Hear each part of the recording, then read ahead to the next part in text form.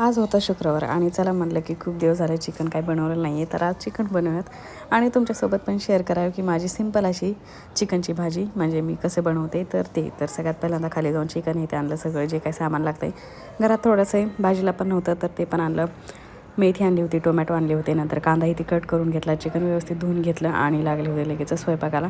पहिल्यांदा कुकरमध्ये उकडण्या म्हणजे शिजवण्यासाठी टाकलं होतं.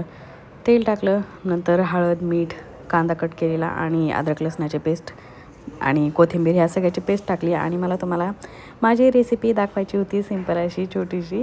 पण काय झालं माहिती आहे का, माझ्यानंतर लक्षातच नाही, मला व्हिडिओ शूट करायचं लक्षातच नाही. माझ्या पूर्ण वाटण हे ते सगळं केल्याच्या नंतर माझ्या लक्षात आलं की मला पूर्ण व्हिडिओ शूट करायचा होता.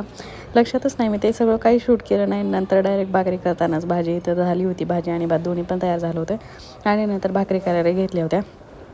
ज्वारीचं नाही, बाजरीचं पीठ पण थोडंसंच होतं, तर त्याच्या सगळ्या भाकरी केल्या आणि मस्त अशी तर चिकनची भाजी केली होती आणि मस्त जेवण केलं आणि असा झाला आमचा दिवस.